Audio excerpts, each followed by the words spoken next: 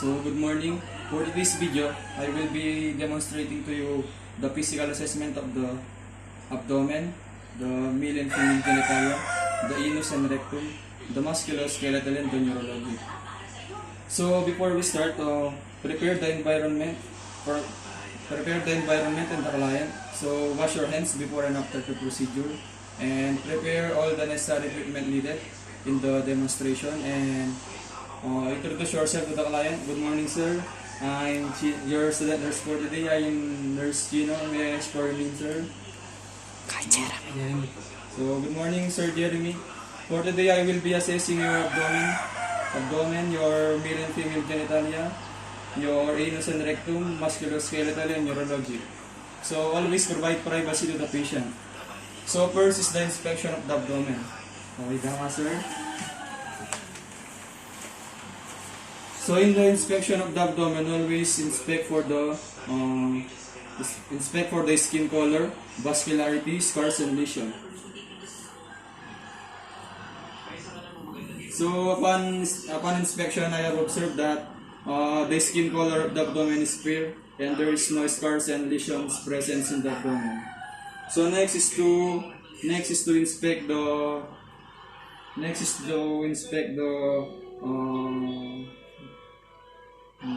inspect for the abdominal movements such as respiration and peristaltic movements.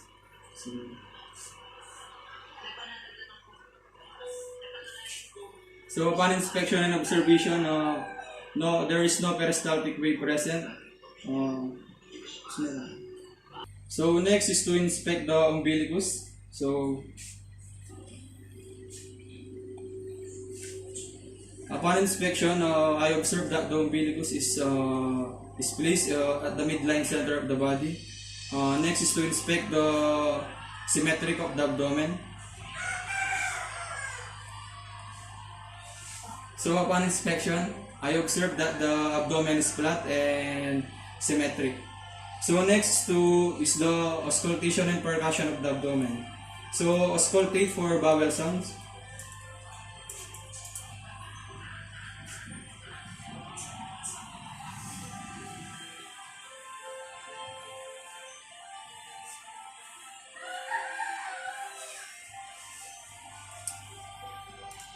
So next is to percuss the abdomen, the liver, the kidney, and the spleen.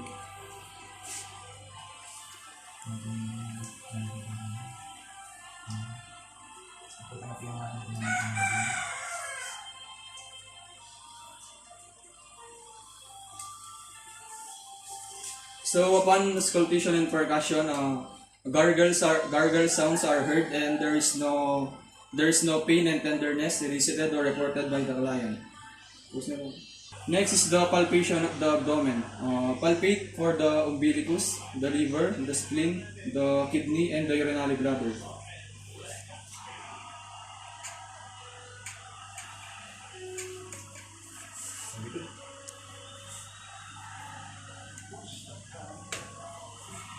So upon palpation, organs are free from swelling and masses.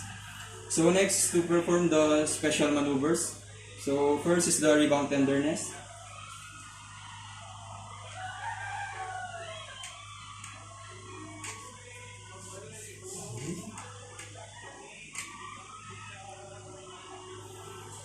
So next is the Pisawawas sign.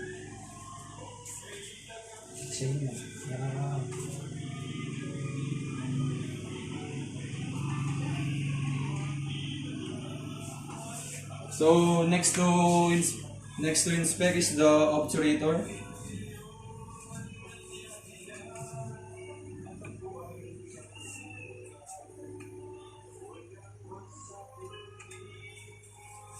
And lastly is the Murphy's sign.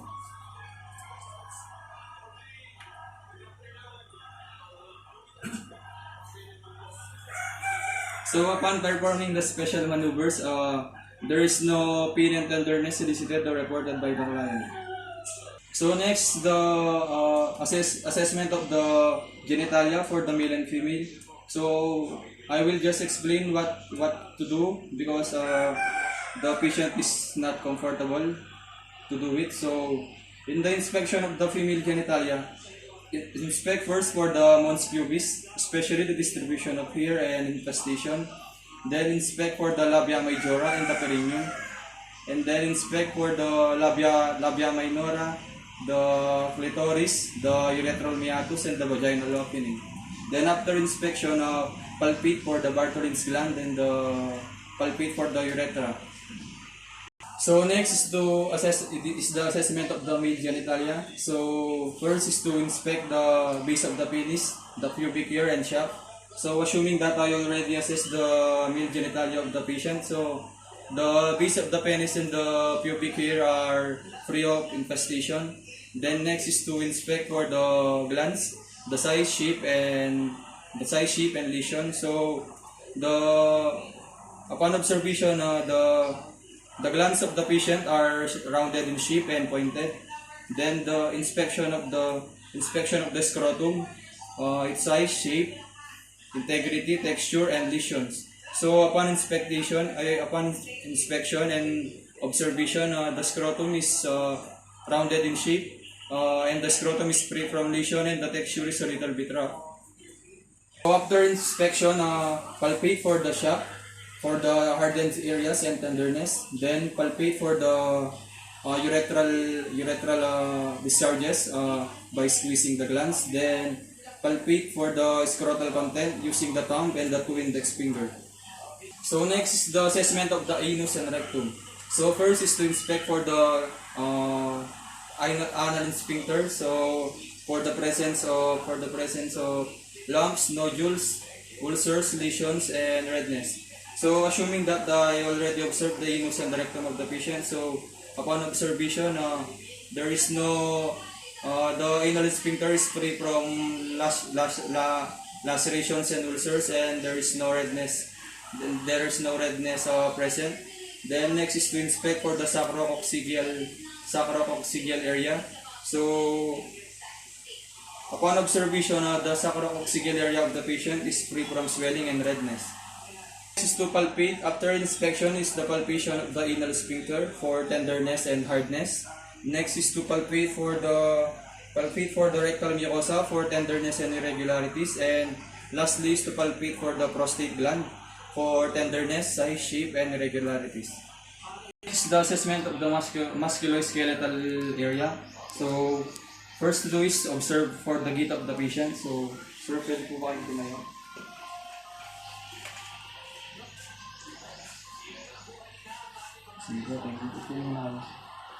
So next is to inspect and palpate for the sternoclavicular joint for swelling and masses.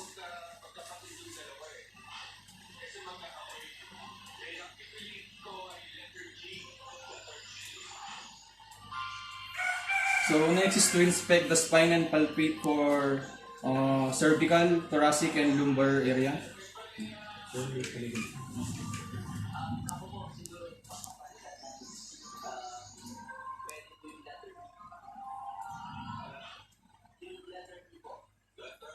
So next is to inspect and palpate for the shoulder for symmetry and masses.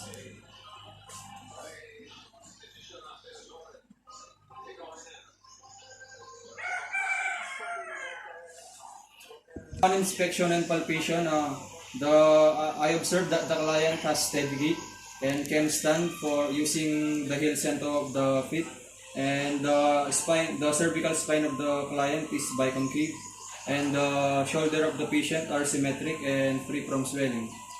Next is to test the range of motion of the cervical spine, the thoracic and lumbar area, and the shoulder. So sir, ganyan nyo lang po yung gagawin mo. So tayo po.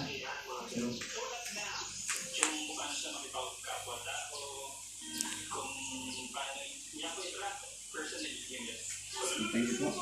So upon observation, the client range of motion is full, and it can the client has full range of motion against resistance. This is to assess the musculoskeletal of the upper extremities of the patient. I will be inspecting and palpating the elbow, the wrist, and the hands and the fingers of the patient.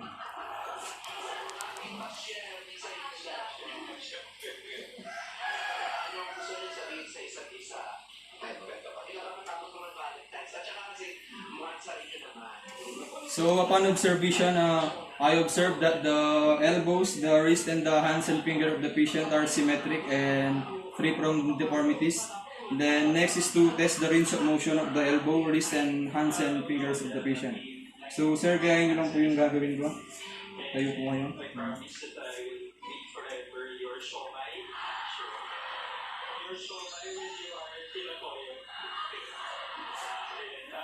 Thank you, sir.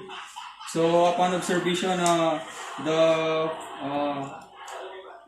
patient has full range of motion against resistance. So next is the assessment of the musculoskeletal of the lower extremities. First to do is to inspect and palpate for the hips, for the symmetry and deformities. Then inspect and palpate for the knees, for the symmetry and deformities used with the use of the ballottement test. And lastly is to inspect and palpate for the ankles and feet of the patient for the sides and for the symmetry and deformities. So sir, liga po kayo.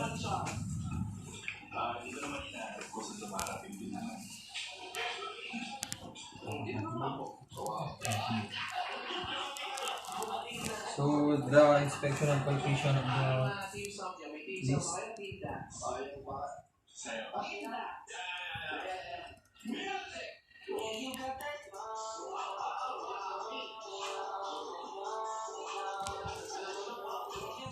So upon observation, the patient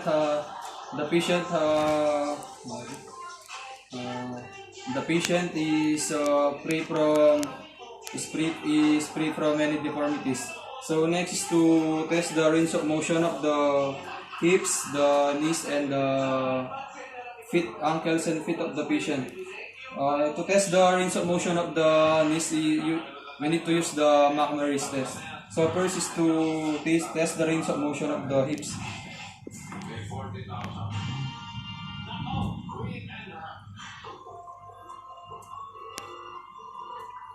Next is to test the knees of the patient using the McMurray's test.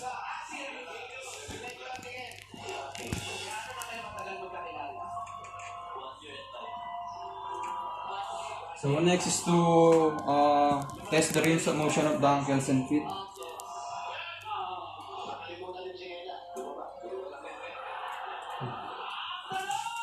So upon observation, the client has a full range of motion against resistance. Next is the assessment of the neurologic or mental status of the patient. So first is to assess the level of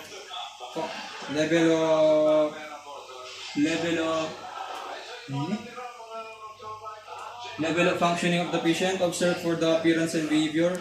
Observe for the mood and the feelings of the patient, and observe for the cognitive abilities. Observe po po. Ano pong pangalan niyo, sir? Jeremy, Ilang taon na po kayo? 21. So, anong araw po, anong date po ngayon?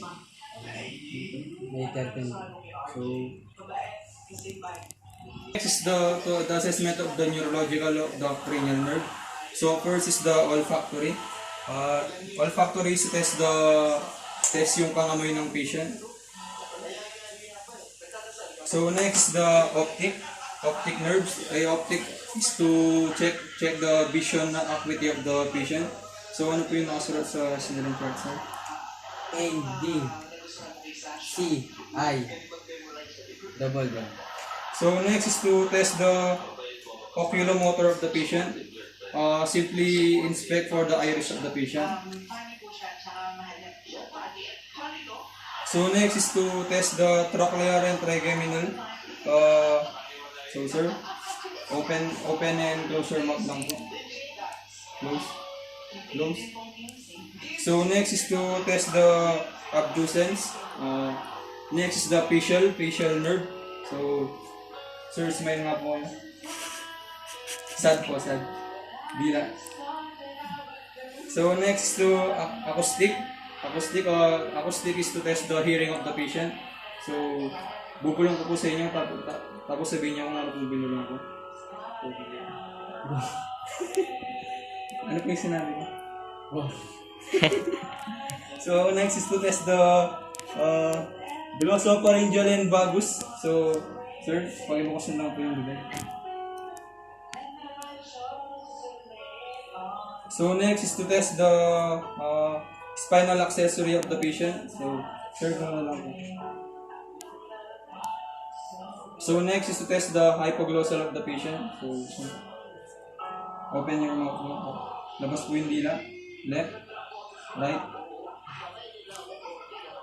So test for the sensory and motor neurological. So first is to test the balance and coordination of the patient. So next is to test for the light and touch. So takpan niyo po yung mata niya. So sabihin niyo lang po kung may nararamdaman kayo. May nararamdaman po kayo. May nararamdaman po kayo. May nararamdaman po kayo. Yes. May nararamdaman po kayo. Yes. Thank you. Assessment of the reflexes of the deep tendon reflex. So first is to test the bicep. So simply extend your elbow and yeah. So next is to test for the brachioradialis. So next is to test for the patellar. Triceps muna pala, sorry. So just extend. So next is to test for the patellar.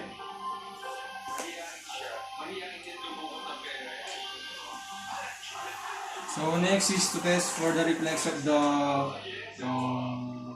Achilles.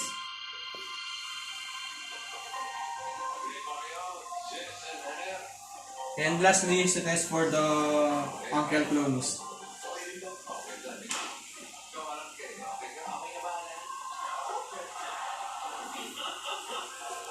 The assessment of the superficial reflex. So sir, tiga po kayo. So first is to test for the plantar reflex.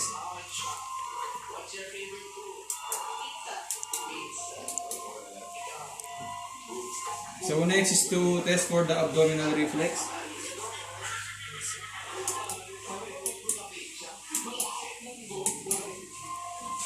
So next is to test for the cremastic reflex.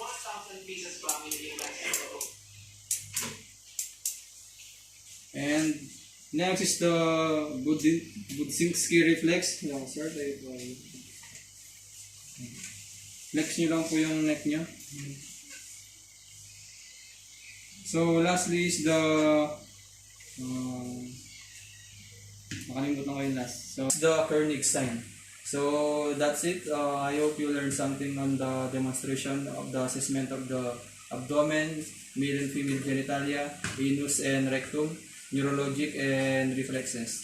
Thank you.